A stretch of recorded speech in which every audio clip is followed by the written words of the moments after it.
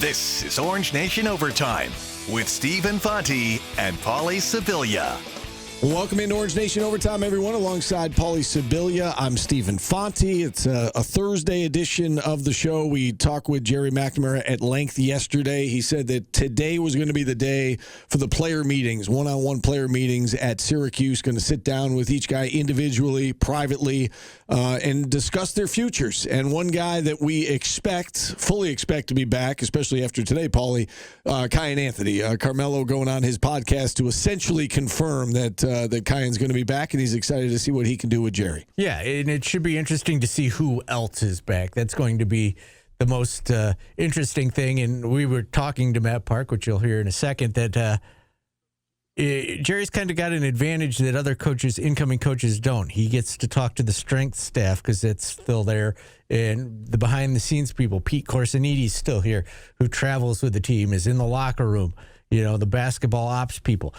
He knows the behind-the-scene things, and he's watched all of these players. And not to mention the fact that he knows the head coach very well. Yeah, he knows Adrian Autry, and I'm sure that they've had conversations and, discussed these players, maybe even throughout the season. He said he watched every Syracuse game this year, and so you're right. He does have an advantage that most don't, that he knows the place so well. He's got relationships with, support staff, academic staff, and the previous head coach, and they can make, decisions about who should stay and who should go. And it's interesting to find out if Gerry had the same mentality that some of the fans had, that this team should have won more games with the talent it was, and it was the coaching that didn't get it out of them, or if it was the players. Before we get to Matt, who do you think should be back? If you're Gerry, who do you want back? Donnie Freeman is number one on my list.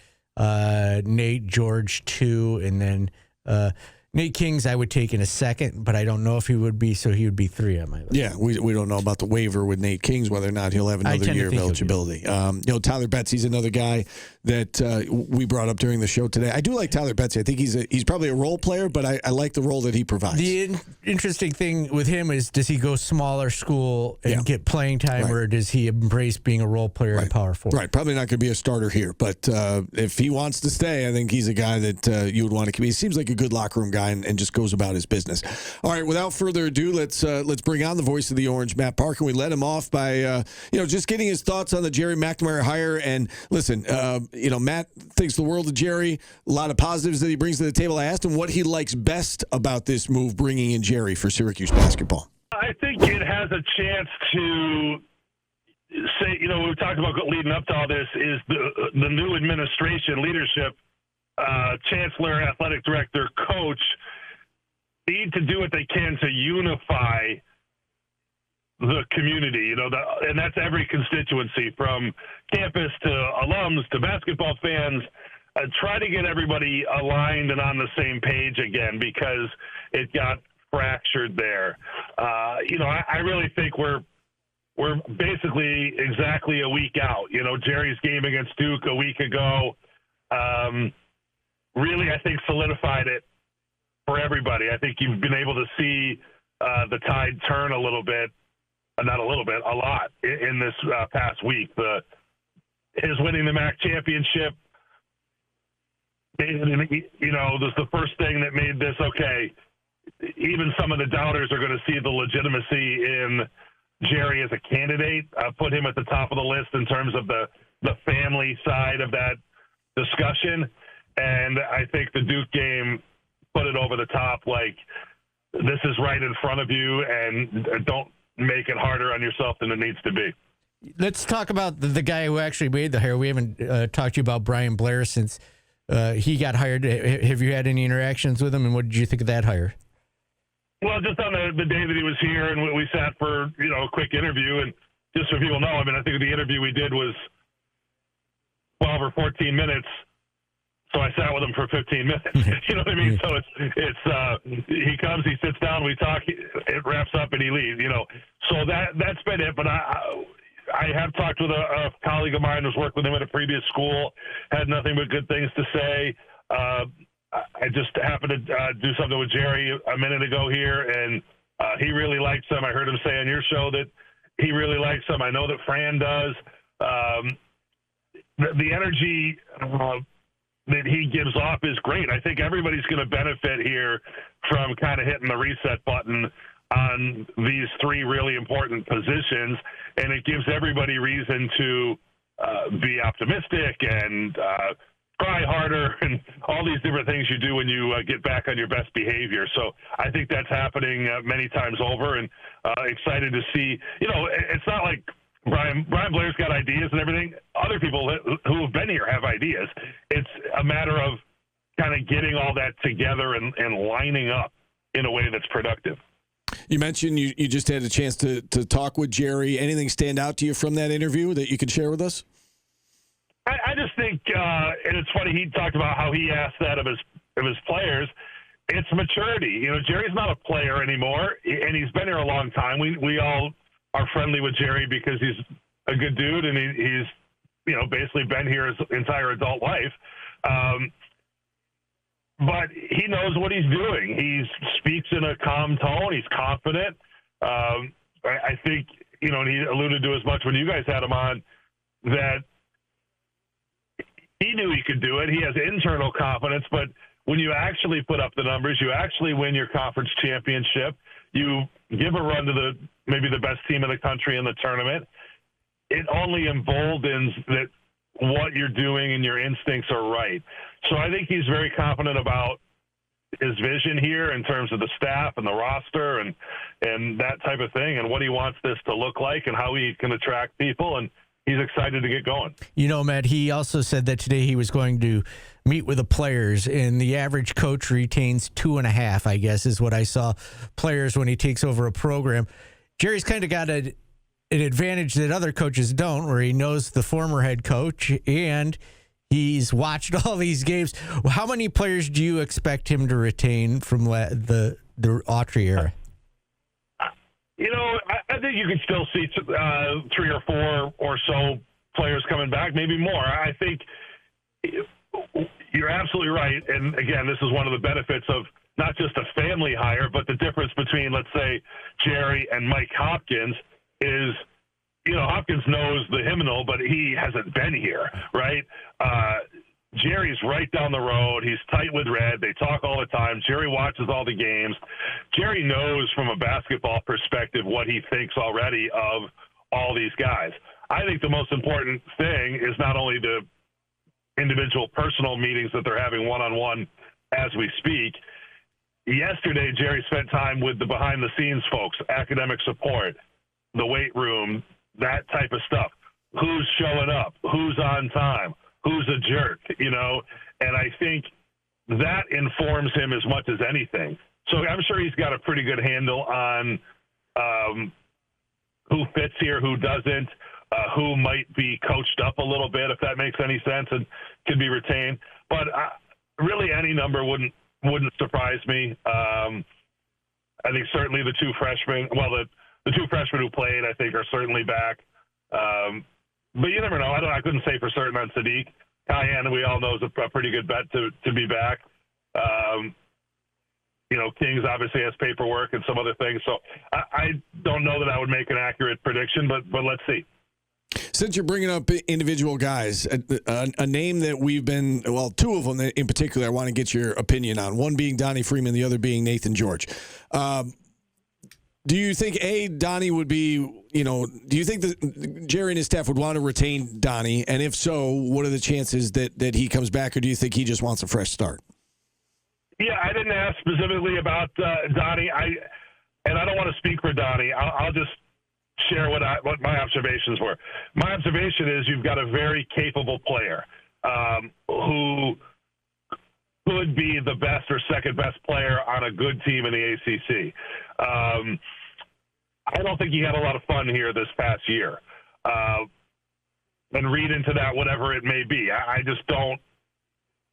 don't know if he didn't feel himself or he just didn't maximize what he's capable of, I think, down the stretch. So I would put him in the category of somebody that actually talking to him is going to make a difference. Find out what he wants to do. If his mind is elsewhere, he's thinking draft or he's thinking a different school, then you wish him well and you send him on his way. If you think that he fits in what you're trying to do and, hey, with a little more attention on this or that, whether it's on the court or off, that you can kind of save him, then I think he's worth a shot. I don't think he's a bad person or anything like that.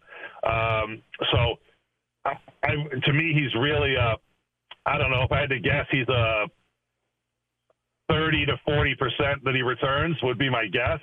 But I can't speak for either Jerry or for Donnie. Yeah. Same question on Nathan George. Yeah. Nathan George, I don't know, maybe he's a 25 to 40%, if that makes sense. I think Jerry, we know that the types of players that he has in mind are guards. I think that's well chronicled.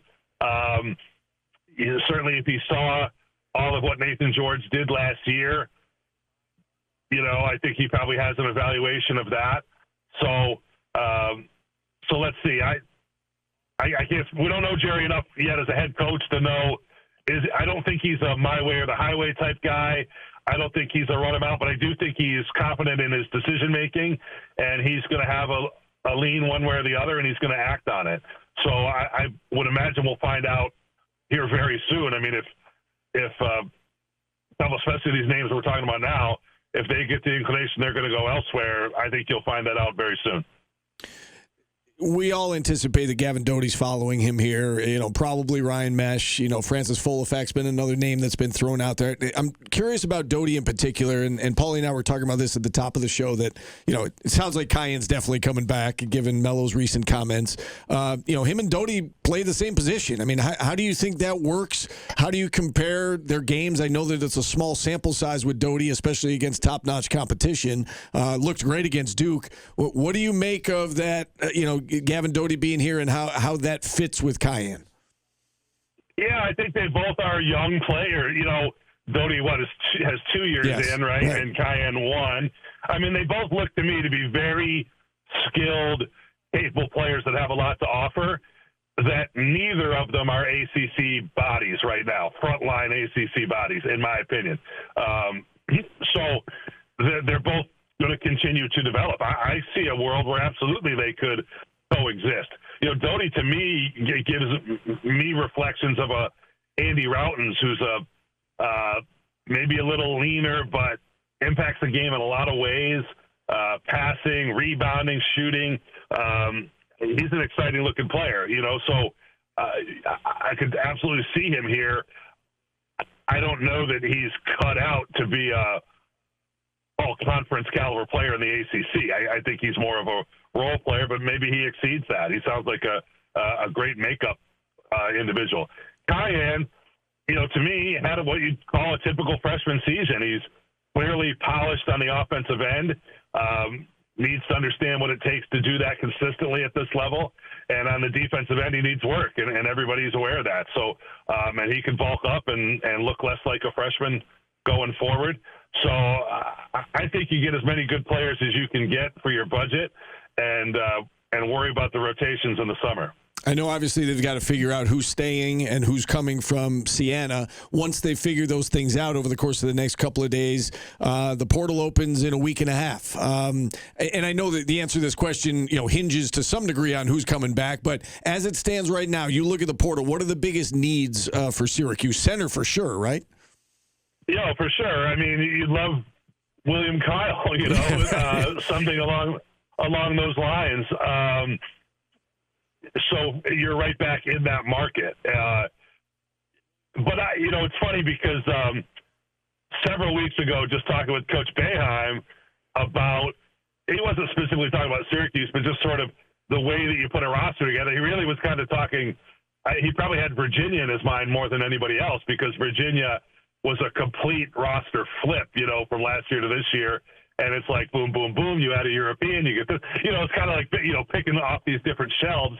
And easier said than done, of course, but I'm sure Jerry's thinking the same way. He's got more support than they've had before. They'll have a deeper budget. That doesn't mean you go out and you set money on fire, but I think they'll be competitive, once they identify players they're looking for and the process that works for them. So, I think, center for sure. Then you're going to decide, do you have a returning four-man? Do you have a returning point guard? That'll inform where you go from there. Matt, have you heard anything about staff, GM, anything like that since we spoke to Jerry yesterday? No, I know he really likes what he had at Siena. Certainly, I think we're all in agreement that every expectation would be that he would bring Blackwell and Onuaku from there. I would imagine Pete Corsiniti, who I thought might have gone to Siena in an operations role before. I think he'll stay in some sort of operations role, not necessarily coaching. I'd love to see Jerry hire, and again, this is just me spitballing, we haven't talked about it. I'd love to see him hire a more seasoned bench coach type guy. Tim O'Toole just became available by getting let go at Pittsburgh. We know Mark Schmidt from St. Bonaventure. Again, that's just total spitballing on my part, so don't hold him to it. But I'd love to see somebody like that on the staff. I think Jerry will have a bigger staff than Red did and a little more experienced. What about the GM position? And is Syracuse kind of behind the 8 ball with that, with getting somebody this late in the game? Well, I think whoever you hire has been doing it, would be my guess, right? I mean, somebody who's involved in player evaluation at some level. The joke of Mike Hopkins, that would be awesome in my mind. He would be an example of somebody who has not probably been scouting college players, but whoever Jerry grabs there, and I don't know if the door, I suppose the door's closed on an Alex Klein and that type of thing, and he's run his course here or whatever. So Jerry will pick somebody that I would imagine, if it's not somebody he's already familiar with and has been working with, it's maybe somebody who's been in that type of role at a different school. So they've been working on it. If you're in that line of the industry and you're in player evaluation all the time, it's just like, in the pros, they call it pro personnel. You're scouting the rest of the league, and you're identifying players that are available. So I would imagine whoever comes in will have a sense. But they don't have that many openings, right? If you're going to be talking about retaining a few from here and bringing a couple from Siena, you're looking at maybe, 4 players, something like that. Matt, you were probably interviewing Jerry, so you probably didn't hear it. But apparently there's a portion of the fan base that thinks that Carmelo Anthony is a distraction sitting on the sidelines. Did you see anything from him where he was interfering in games or distracting Cayenne? No. It's funny because I thought Tom Brady and Josh Allen and Jimmy Fallon, I thought that was this awesome benefit. Like, that was just so great that they were at the game that we had a celebrity row. Is he a distraction? No, he's what's the word I want? I mean, it's a thing, right? I mean, there's talk about security and where he comes in from and all that, but that doesn't really impact the players. Now, if it were up to me, I wouldn't have Cayenne running to his dad when he comes out at halftime, coming out of the locker room and that type of stuff. So I think there's a very, very minimal amount of that you could clean up. But no, the program's better off having Carmelo close to it than not. And I haven't seen anything yet that would create, that his being at the game is a distraction. Yeah, no doubt. Last one from me. I mean, you lived it, as did we, on the airwaves here, where, for the last 3 months / the last year, really, fans were divided and fans were upset and fans were frustrated. And, even 2 weeks ago, fans were divided right down the middle about in the family versus outside the family. And if they go with an inside the family hire, they're not serious about basketball and yada, yada, yada. It seems like to me, anyway, the last 2 weeks that Jerry has somehow brought everybody closer together. And it seems like the fan base is one and whole again. Do you see that as well? Or are you still getting a lot of negativity from the area? No, I think I keep coming back to the word unify. I think it's unifying a little bit. And again, I think Jerry deserves a ton of credit for that because of his nature, his likability, his maturity, the way he talks and sees the whole picture, sees the whole floor. The thing that was interesting to me that I think was kind of underestimated in that whole conversation is there's sort of like, are you going to go for the best coach or are you going to go for Jerry? Yeah, well, might be the same thing, right? When you sit down to evaluate all in, Jerry still has the highest point total when you look at all the things that are implied there. Yep. So you want to tell me Josh Schertz has a better offensive efficiency or connection with anybody? I'm not disputing that. He might be, maybe he's the next John Wooden or whoever, whatever name you want to throw out there. They all have positive attributes too, but there were concerns with certain individuals and boxes they didn't check. And I think when you look at what Jerry brings to the table, yeah, he's still got to do it more and longer and against better competition, but he's shown he knows what he's doing. He wins over a room. He wins the press conferences. He'll raise money in NIL. Really? Right? So those are – you still with me? Yeah, we got you. Yep. Yeah. I lost the other guys, but you still with me? Yeah, we got you. Oh, sorry. But the idea is that he deserves the shot. And again, is it any guarantee? No, it's not. And if it doesn't work with Jerry in a couple of years, there isn't going to be any debate about whether you go in the family or out of the family or whatever, because with all due respect to Jason Hart, you're not using a lot of family candidates any further here. So I think Jerry is in position to succeed. The support has swelled a little bit, appropriately so, and I think Jerry's very appreciative of that. There's a lot to be decided here in terms of the staff, the roster, the schedule, all of that. But there certainly are better days ahead, and I think everybody should be confident that under the current leadership that they're taking their best shot.